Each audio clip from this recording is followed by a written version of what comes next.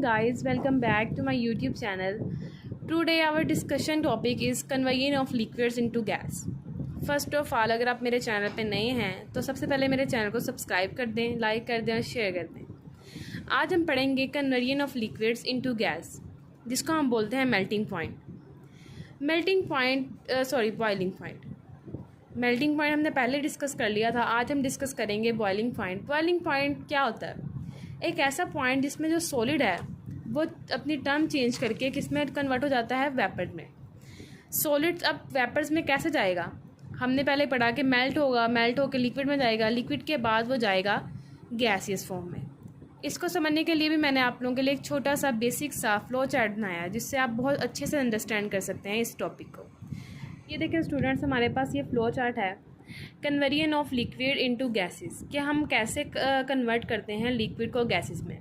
सबसे पहले हमने जो टर्म समझनी है इसमें वो है इवेपोरेशन। हमारे पास जो वाटर होता है उसको कन्वर्ट करना वाटर वेपर्स में गैस की फॉर्म में, उसको हम बोलते हैं इवेपोरेशन। कि जब हमारे पास पानी बखारात बन के उड़ जाता है उसको हम बोलते हैं इवेपोरेशन, उस प्रोसेस का हम बोलते हैं इवेपोरेशन। नेक्स्ट हमारे पास है बॉइलिंग पॉइंट। अब हमें कैसे पता चलेगा कि कब बॉइलिंग स्टार्ट होनी है? जब भी वेपर प्रेशर इक्वल हो जाता है एक्सटर्नल प्रेशर के रिलेटेड। अब हमारे पास वेपर प्रेशर क्या होता है? हमारे पास जिस प्रेशर के रेट से वेपर्स बन रहे हैं उसका हम बोलते हैं वेपर प्रेशर। और जो एक्सटर्नल प्रेशर है, जो हमारा एटमॉस्फेरिक प्रेशर है, हमारे आउटसाइड जो प्रेशर है वो एक्सर्ट हो रहा है लिक्विड के ऊपर, जब वो दोनों सेम हो जाएंगे तो हमारे पास जो वाटर के वेपर्स हैं वो इवेपोरेट करना स्टार्ट कर देंगे। वेपर्स बनना बुखारात का और बात है, इवेपोरेशन होना और बात है।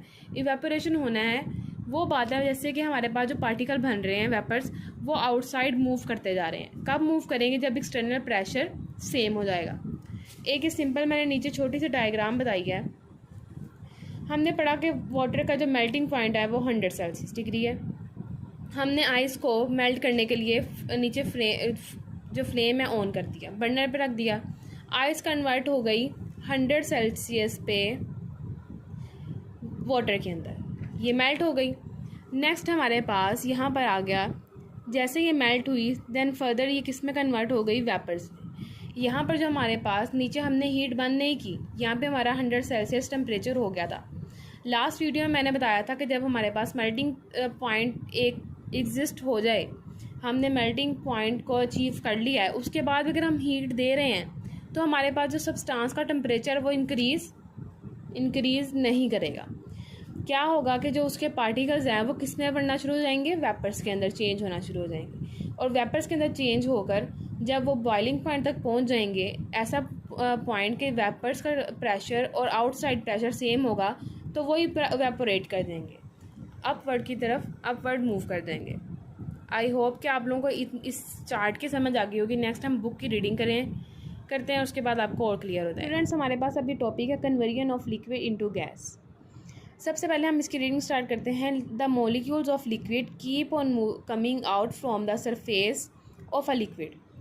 अब जो हमारे पास लिक्विड के मॉलिक्यूल्स हैं वो क्या करते हैं? सरफेस से बाहर आते रहते हैं जब उनको हम हीट करते हैं। At all the temperature such an escape of molecule from the surface is called evaporation। अब वो कह रहा है कि हमारे पास टेम्परेचर कोई भी हो, जो पार्टिकल्स हैं वो मूव करते रहते हैं और जो लिक्विड है उससे बाहर मूव करते हैं, जिसकी वजह से क्या होती रहती है? Evaporation. Heating a liquid increase the kinetic energy of its molecule and so does the process of evaporation. अब जो हमारे पास हीटिंग हो रही है वो काइनेटिक एनर्जी को इंक्रीज़ करती है और फिर हमारे पास जो इवेपोरेशन है वो होती रहती है। Heating the liquid further increase the गया काइनेटिक एनर्जी सो मच, वो इंक्रीज़ कर देता है काइनेटिक एनर्जी को बहुत ज़्यादा, जिसकी वजह से हमारे पास क्या होता है? That the inner particle force are weakened to a large extent. जो पार्टिकल की फोर्स है इनर, वो बहुत ज़्यादा वीक हो जाती है। At this point the bubble start coming out of the liquid at a rapid pace. Rapid pace मतलब रैपिड स्पीड के साथ वो बाहर आना शुरू कर देते हैं, जो बबल्स क्रिएट हो रहे होते हैं पानी में। At this stage if the vapour pressure of the liquid becomes equal to the external pressure the liquid start boiling. अब हम एक लिक्विड को जब बॉयल होने के लिए रखते हैं तो क्या होता है प्रोसेस में कि उसके अंदर बबल्स बनना शुरू हो जाते हैं स्टार्टअप पे। और जैसे ही वो बॉइलिंग पॉइंट अचीव कर लेता है, उसका जो वेपर प्रेशर का टेम्परेचर है वो एक्सटर्नल प्रेशर के इक्वल हो जाता है, तो क्या हो जाती है, हमारे पास बॉइलिंग स्टार्ट हो जाती है। The temperature of a liquid at which its vapour pressure becomes equal to the atmospheric और external pressure is called its boiling point. अब बॉइलिंग पॉइंट की डेफिनेशन है हमारे पास कि हमारा कौन सा प्रेशर, वेपर प्रेशर इक्वल हो जाएगा एटमोस्फेरिक प्रेशर के, उसको हम कहते हैं बॉइलिंग। नेक्स्ट हमारे पास है at the boiling point the heat provided to the liquid is use to convert it into gaseous form. अब जो बॉइलिंग पॉइंट पे हीट प्रोवाइड की जा रही होती है लिक्विड को, वो किस लिए हम कन्वर्ट करने के लिए देते हैं, गैस को, कि लिक्विड जो है हमारे पास वो किस में कन्वर्ट हो जाए, गैस के अंदर। During this its temperature remains constant, इसका टेम्परेचर वही रहता है कि जिस पे बॉइलिंग हो रही है टेम्परेचर हमारे पास वही रहेगा, उससे ज़्यादा टेम्परेचर नहीं बढ़ेगा। In other words, the heat provided is used only to break the force of attraction between its particle. हमने लास्ट वाले टॉपिक में मेल्टिंग पॉइंट में कोहेसिव फोर्सेस पढ़ा था, जिसमें हमने देखा था कि वो फोर्सेस किस लिए होती हैं, अट्रैक्शन के लिए। अट्रैक्शन हमारे अंदर किस तरह से होती है, पार्टिकल्स के अंदर कोहेसिव फोर्सेस की वजह से। अब हम बॉइलिंग और मेल्टिंग किस लिए करवाते हैं, लास्ट पॉइंट उन्होंने बता दिया MCQs के तौर पे।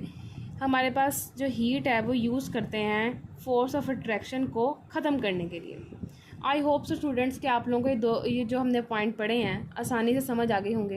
अगर कोई भी आपका इसके रिलेटेड क्वेश्चन है तो आप कमेंट सेक्शन में मुझसे पूछ सकते हैं। Thank you so much. अल्लाह हाफिज़।